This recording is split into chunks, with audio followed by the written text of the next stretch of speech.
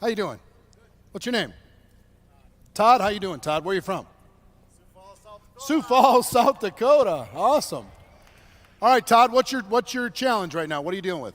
Just prospecting, picking up Prospecting. the phone. I like go in spurts where I talk to people and then I just stop. And I just can't figure out why. Yeah.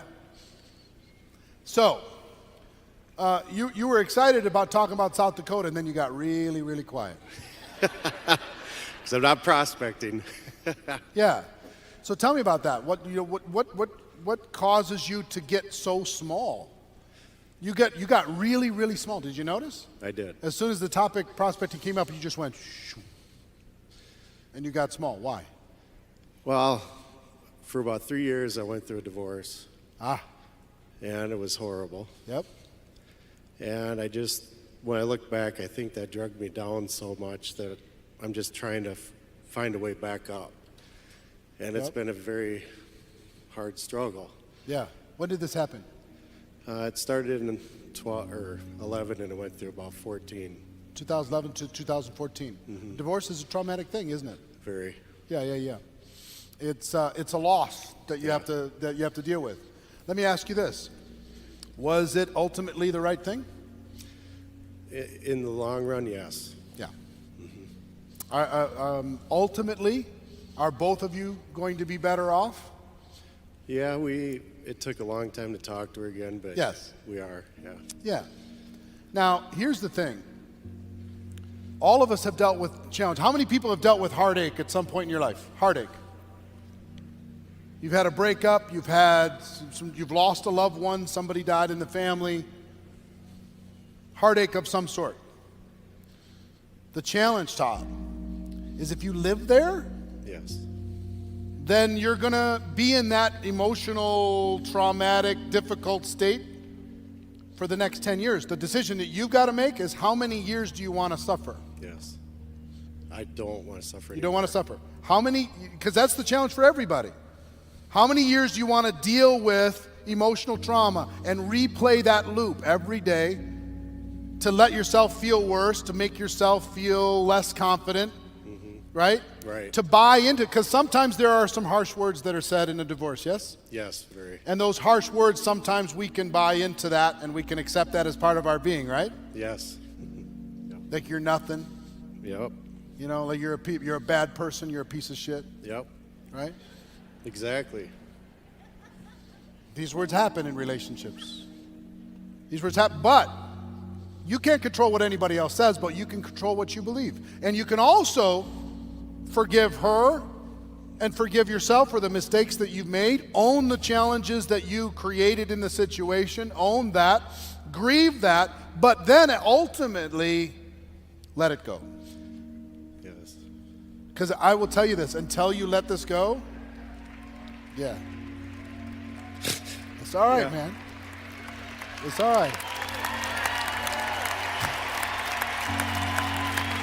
It's okay.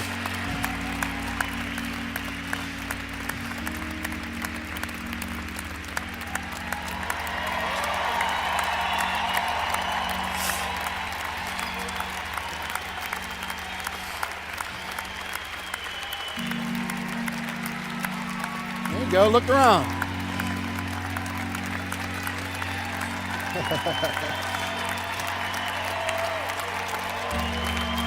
All right, Todd.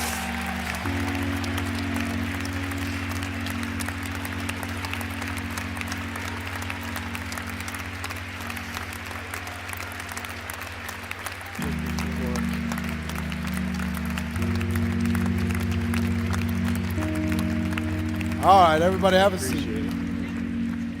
Careful, you might end up with a new girlfriend. Here's the thing, Todd. Sometimes we can take the trauma of life, and I want you to all hear this because you've all had trauma. You've all had loss. You've all had heartache. You've all had tough words. You've all had experiences that you have allowed to define you, and you don't have to let that define you for the rest of your life. You can decide. You can decide not to live in a state of suffering. A state of pain and a state of suffering are two different things. Yes, they Yeah, it is. You can be in pain, but you don't have to be in suffering. Right. The suffering's a choice. And part of what you're doing is just beating yourself up. I am. Day after day after day after day. Yes. And Todd, you look like a little mouse. It's the first time I've talked to And 20,000 you people. talk to, I understand. But if you were really free, and if you really put this, you respected it, you don't forget it. It's a piece of your journey. It was important. It's part of your moving forward in life, and you're going to be stronger because of it. You're going to be a better partner to whoever shows up in your life in the future.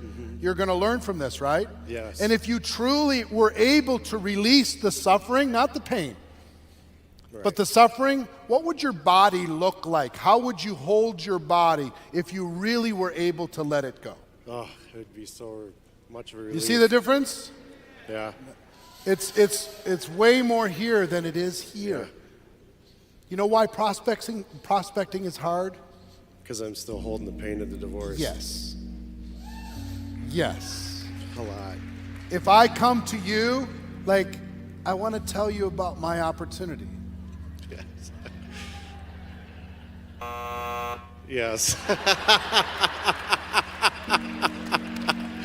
Yes. But if I come to you, having lived a full life, guess what builds rapport? Having gone through pain. Yes. You have the ability to connect with somebody else who's gone through difficulty, to be able to talk to them about their challenge, to be able to say, yes, I experienced it too. Right. I experienced the pain and I chose to walk away from the suffering piece of it. Yes. And I developed a new muscle that when suffering showed up, I killed that monster. Right. I killed that little tiny being before it became a monster. Yeah. You know what I mean? Yes. Kill the suffering early. You can be in physical pain. You can still be in joy. Right. Right? You don't have to accept suffering. So here's what I'm going to tell you, Todd. Okay. The obstacle becomes the opportunity. The obstacle for us was an opportunity to talk about what was the real issue. Yes. The real issue has nothing to do with your opportunity, has nothing to do with your skills, because you'll figure all that stuff out. Right.